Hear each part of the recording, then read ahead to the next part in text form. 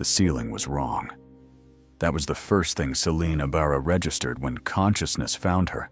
Slowly, reluctantly. The way it arrives after a sleep so deep it feels less like rest and more like disappearance. The ceiling was wrong. Too high, too clean. The particular shade of white that only exists in rooms that cost a great deal of money to maintain. She stared at it for 3 full seconds before the rest of the information arrived. The sheets were wrong too. Thread count she had never personally owned. A pillow that smelled like cedar and something cooler underneath it. Something she didn't have a name for, but her body recognized as him before her brain had caught up. She sat up. The room was large and quiet, and filled with the kind of morning light that comes through floor-to-ceiling windows when the windows face east, and there is nothing between them and the sky. A lodge, not a hotel.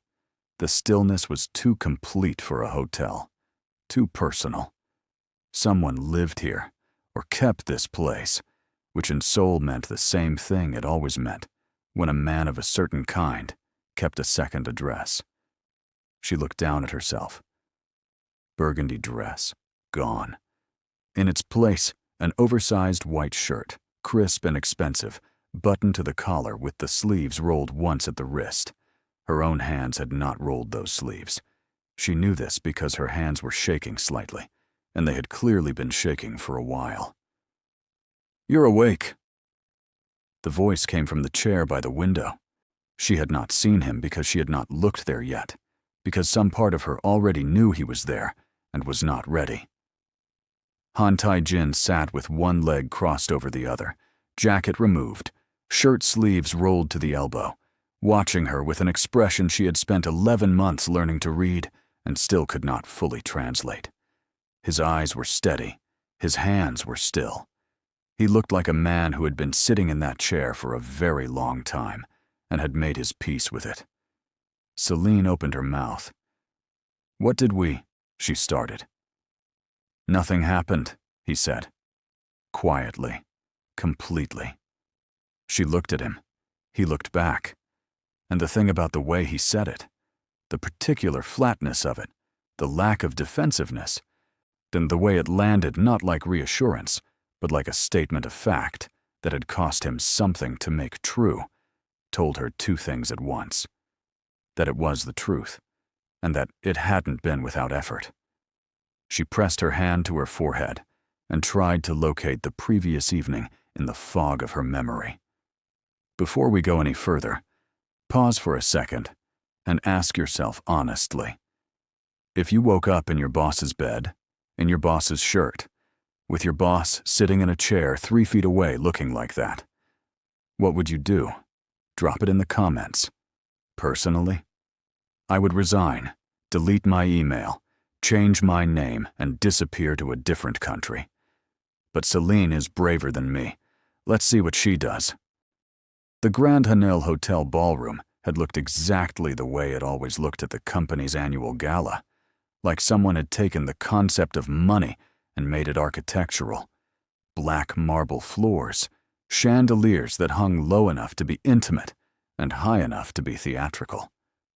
Tables dressed in white and gold with centerpieces that Celine had approved 3 weeks ago after rejecting 4 previous options from the event coordinator, who had eventually stopped arguing with her and simply sent whatever she specified. She had arrived at 5:30, 2 hours before guests, wearing the burgundy dress she had almost returned twice because it felt like too much. Her supervisor had seen her at the entrance and said nothing, which from him was the equivalent of a standing ovation. She had spent the first hour managing vendor arrivals, and seating adjustments, a florist crisis involving the wrong shade of white, and a board member's dietary restriction that had somehow not been communicated to the kitchen despite being on the form she had submitted in triplicate.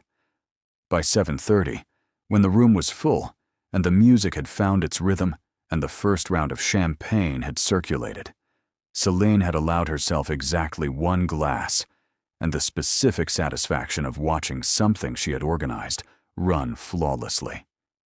He had arrived at 7:45. She knew this because she always knew when Han Tae-jin entered a room, not because she was watching for him. She told herself she wasn't watching for him, but because rooms changed when he walked into them. Not dramatically, just a subtle recalibration, like a compass finding north. People stood slightly straighter. Conversations found different rhythms. He moved through the room speaking to the people he needed to speak to, and nobody else, which was the most efficient social strategy Celine had ever witnessed in a professional setting, and also, if she was being honest with herself, the most quietly arresting. He had looked at her once across the room, that was all. One look, maybe 3 seconds, before his attention moved on. 3 seconds that she felt in her sternum for the next 20 minutes. She had gone to the bar at 8:15 for water. She was working. She didn't drink at company events beyond the single glass, a rule she had made herself and kept without exception. The man appeared beside her within 2 minutes.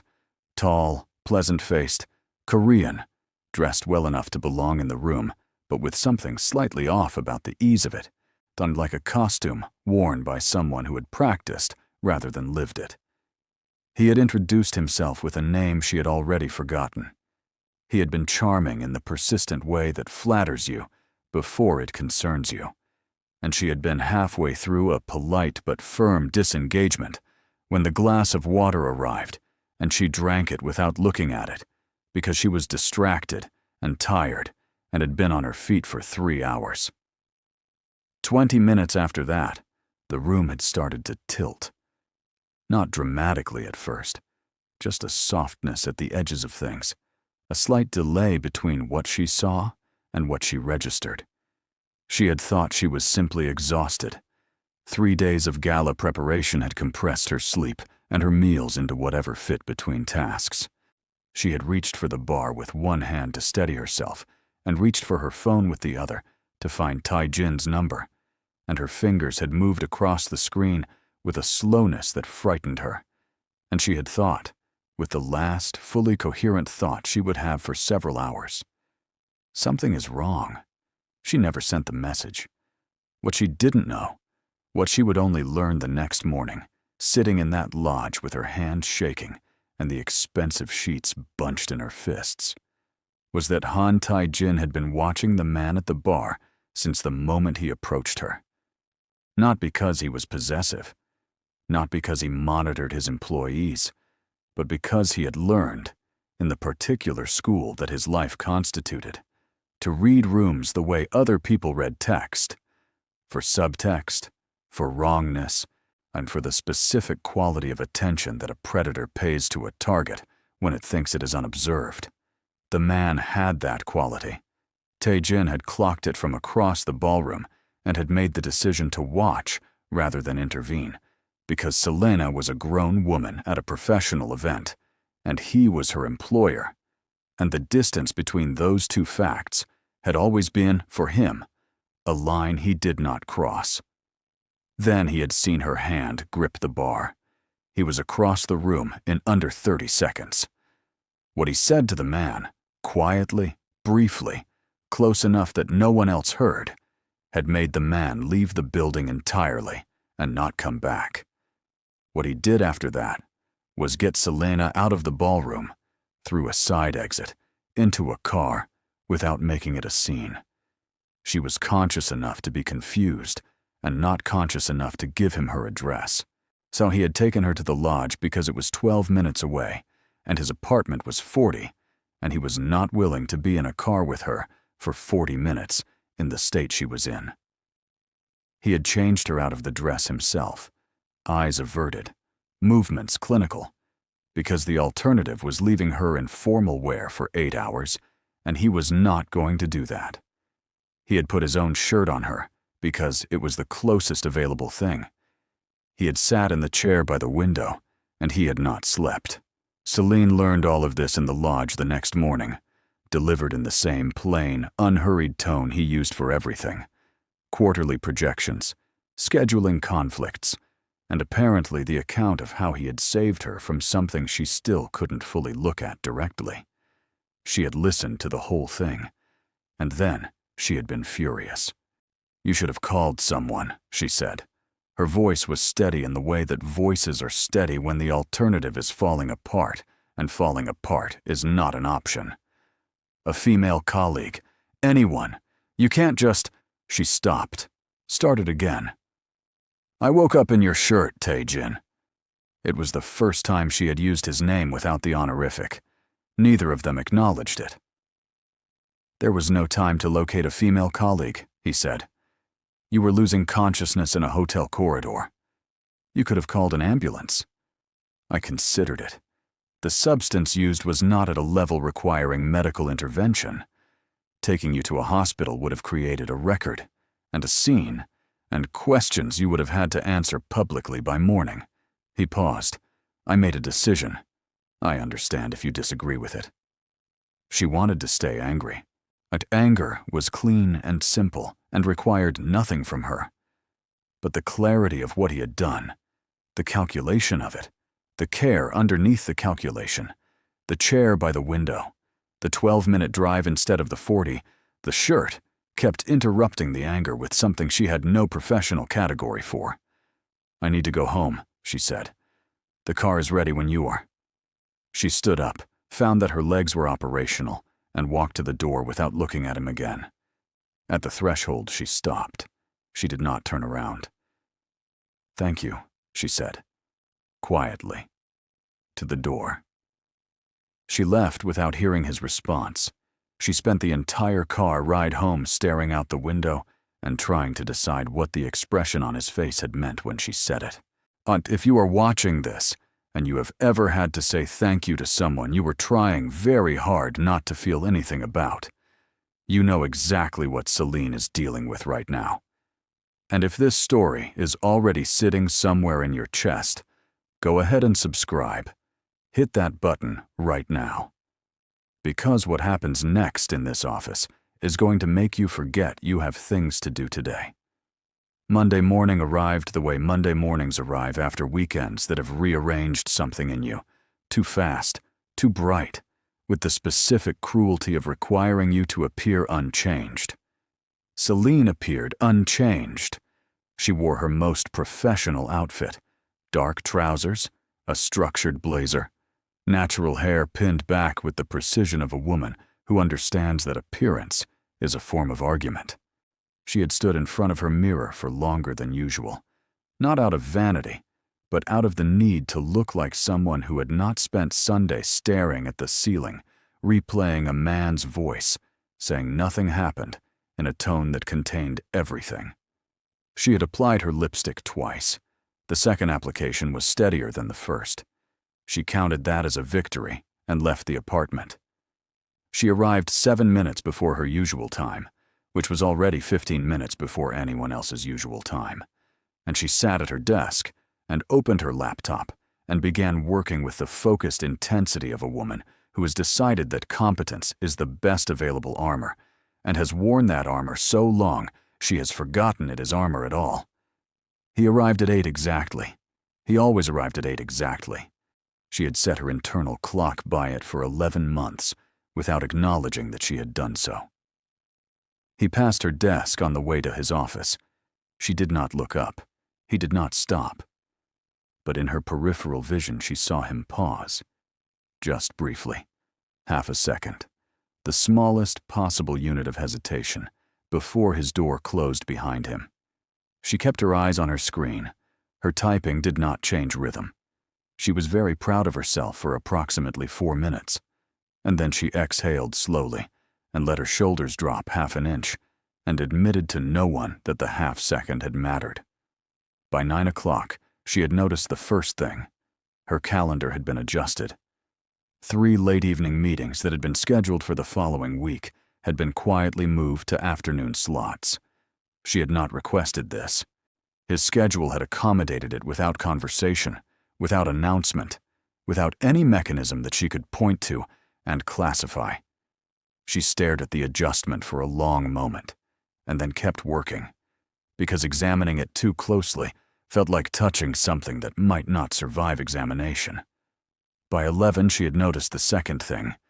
The dry cleaning bag hanging on the coat rack behind her desk contained her burgundy dress, cleaned and pressed, with a small card attached that said nothing except the name of the cleaners, which she recognized as the most expensive one in Gangnam. She touched the plastic of the bag briefly. Through it, the fabric she could feel was immaculate, and then she straightened up and returned to her screen and said nothing. She did not mention either of these things, and some communications are clearest when they go unacknowledged, and Selene Ibarra had always been fluent in that particular language. He called her into his office at 2 for a briefing on the Seohan contract. She sat across the desk from him and took notes and asked the questions she would have asked in any other version of this meeting, and answered the questions he asked with her usual precision, and the whole thing lasted exactly 31 minutes. And when it was over, she stood to leave, and he said, without looking up from the document in front of him, "The Seohan counterparty wants to move the signing dinner to Thursday. Clear my Thursday evening." "I'll handle it," she said. "And yours." She stopped. "The counterparty specifically requested your attendance," he said, still not looking up. "They were impressed by your preparation notes." "I see," she said. "Thursday evening, Celine." She left. She sat back at her desk and looked at her hands for a moment, then looked at her screen, then began clearing his Thursday evening and hers, and did not permit herself to think about the fact that he had just extended the professional perimeter of her presence in his world by approximately one boundary further than it had previously been. 3 weeks passed. They were the most acutely uncomfortable 3 weeks of Celine's professional life, which was saying something because she had once managed a CEO who cried in meetings and another who conducted performance reviews via voicemail. This was different, and this was the specific discomfort of proximity without permission, of being close enough to someone to notice everything and having no sanctioned vocabulary for any of it. She noticed that he took his coffee black until 3 in the afternoon, and then switched to barley tea, which she had known for 11 months, but somehow now felt like private information. She noticed that he read contracts twice before signing, once quickly and once slowly, and that the slow reading was where he caught the things that mattered. She noticed that when he was thinking, really thinking, he went very still in a way that was different from his professional stillness. Deeper, almost internal, like a system running a process you couldn't see. She noticed, most inconveniently, that he noticed her noticing. The crack happened on a Tuesday, so she had not been sleeping well. The gala lived in a room of her memory she kept the door closed on, and the lodge lived in a room directly adjacent to it, and the combined weight of both rooms had been compressing her sleep into something thin and insufficient. She brought him the Minsok file when he had asked for the Minjung file, which she had never done, not once in 11 months, the wrong file for the wrong meeting, and she caught it herself as she was setting it on his desk and felt the specific quality of heat that comes with a professional error in front of someone whose opinion of your competence matters more than it should. "I apologize," she said, reaching to take it back. "I'll get the Minjung." "Celine." His voice was not reprimanding. It was something quieter. She stopped. He was looking at her with an expression she had never catalogued because he had never worn it at her before. Not professional assessment, something more direct than that. "When did you last eat a proper meal?" The question was so unexpected that she answered it honestly. "I don't remember." He held her gaze for a moment longer than necessary. Then he picked up his phone. She stood there while he ordered food. She couldn't hear what exactly. He spoke quietly. And when he set the phone down, he said, "Bring me the Minjung file, then eat at your desk. Not a snack, a meal." "I don't need you to." "I know you don't need me to," he said. "I'm asking you to anyway." She got the file. The food arrived 20 minutes later. Samgyetang from the restaurant 2 blocks over that she had mentioned exactly once in passing 3 months ago and assumed he had not heard. She ate at her desk. She did not taste most of it because she was too busy trying to understand what was happening to her, which was this: She was falling, slowly and completely, and with full awareness. And the awareness was not stopping the falling, which was the most frightening thing about it. Don't forget to like this video if Tae-jin ordering her food just made you feel something. Because same, we are fully invested in this man. Subscribe to the channel so you are here when the next story drops. Now back to Celine, because things are about to get significantly more complicated. The late night happened on a Friday, 3 weeks and 2 days after the gala. A contract complication, a clause disputed by the counterparty's legal team at 9 in the evening, requiring immediate response, kept them both in the office past midnight. They worked across from each other in the conference room, documents spread between them, the city visible through the floor-to-ceiling glass, and Celine was aware with every passing hour that the professional container they had been maintaining so carefully was becoming, in the exhaustion and the quiet and the lateness, slightly permeable. At 12:40, when the response document was finalized and sent, they both sat back in their respective chairs, and the room held a silence that had a different quality from professional silence. She was looking at the table. He was looking at her. She could feel it. "You should go home," he said. "So should you." A pause. "Oh, I will." Neither of them moved. She looked up and he was still looking at her with that expression. The one she didn't have a category for. The one that had been appearing with increasing frequency in the weeks since the launch. The one that said something she did not have clearance to receive. She held his gaze for 3 seconds longer than she should have. Something leaned in the space between them. Something that had been leaning for 11 months and was running out of reasons to hold itself back. She stood up. She gathered her notepad and her phone and smoothed the front of her blazer and looked at the table rather than at him, because looking at him in this particular moment felt like a choice she could not undo. "Good night, Tae-jin," she said. He said nothing for a moment. The silence had texture. "Good night, Celine."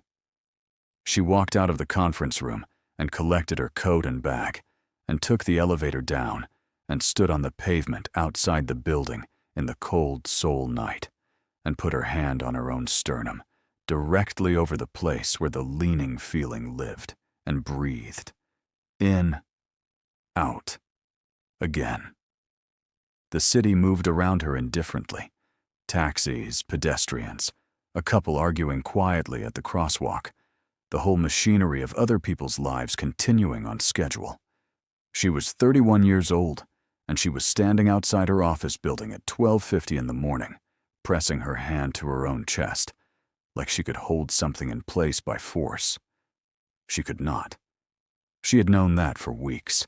She was simply not ready to stop trying. She did not see the man across the street. He was good at not being seen. 3 days later, on a Monday evening, Celine came out of her apartment building at 6:45, heading for the convenience store on the corner, and found a man waiting near the entrance. Not loitering, positioned. There is a difference, and her body understood it before her mind did. He was Korean, well-dressed, with the same quality of wrongness she had not been able to articulate about the man at the gala until much later. He said her name. He knew her name. "I have a proposition," he said. Pleasantly. The pleasantness was its own kind of threat.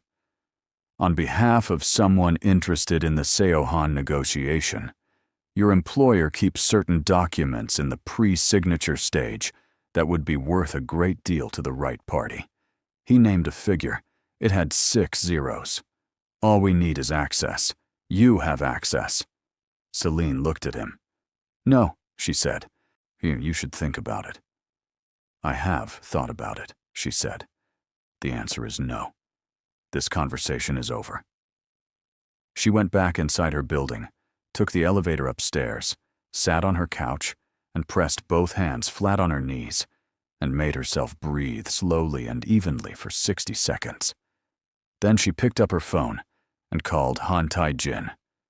He answered on the first ring. She told him everything. The man's face, his words, the figure he had named, the exact location, the exact time. She spoke clearly and completely. When she finished, there was a silence on the line that had the quality of the silence in the conference room before she had stood up, but colder. Something happening underneath the surface of it that she could feel without seeing. "Are you inside your building?" he asked. "Yes." "Stay inside." A pause. "So I need to tell you something. Not on the phone." Another pause. "I'm coming." He arrived in 18 minutes.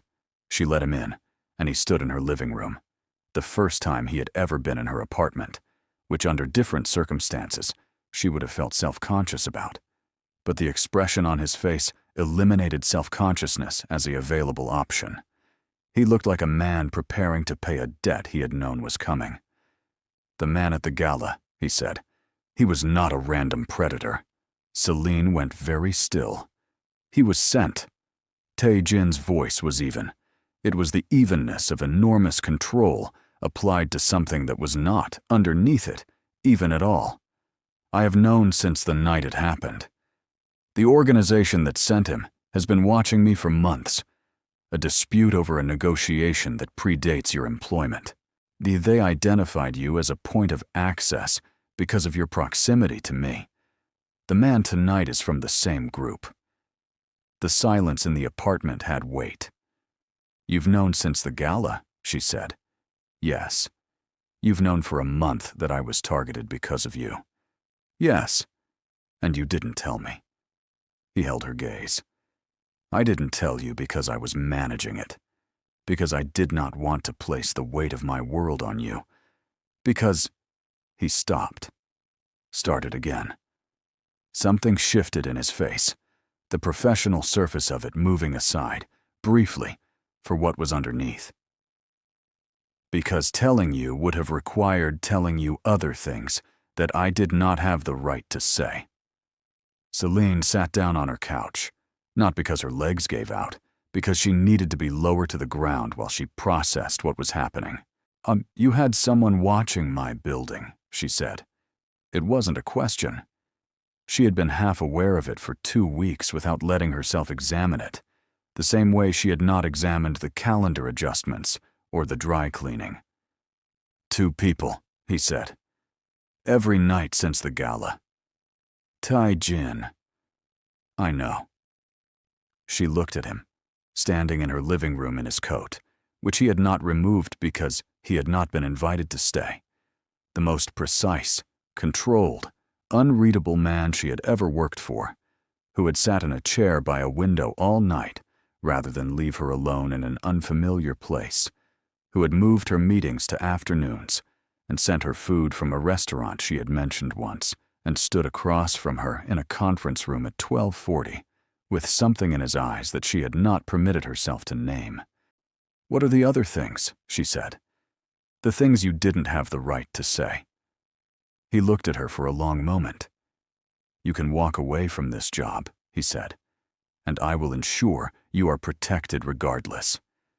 There is no condition attached to that. My situation is mine. You did not choose it, and you are not responsible for it." He paused. "But if you are asking me what I would prefer—" "I'm asking you what you would prefer," she said. Another pause. Longer this time. "I would prefer," he said carefully, "that you stayed. Not because I need a secretary." He stopped. In 11 months, she had never heard him search for a word. He searched for one now. "Because the alternative, you not being in that office, not being in my day, on not being the person who brings me the wrong file when she hasn't slept, and somehow still manages to make the right call on everything that matters, is something I have considered and cannot make acceptable." Celine looked at this man, this quiet, impossible, enormously complicated man who had crossed her professional line in every direction except the most obvious one, who had built walls around her safety without telling her, who was standing in her living room at 7 in the evening, finally saying the thing that the chair by the window and the barley tea and the 12-minute drive had all been saying for weeks. "You could have just told me," she said. "I know. You're going to have to do a lot better than that going forward." Something moved in his face, the adjacent to a smile thing, closer than she had ever seen it come. I understand. And the people outside my building. Still necessary for the short term, he said. I'm working on the situation. Brief me, she said. Everything. I don't work in the dark. No, he agreed. You don't. She stood up from the couch. She was still in her coat, too. She had not taken it off when she came back inside, had gone straight to the phone, and now they were both standing in her living room in their coats, like two people who had been about to go somewhere and had been stopped by something more important. "Do you want tea?" she asked. He looked at her. "Yes," he said. She went to the kitchen.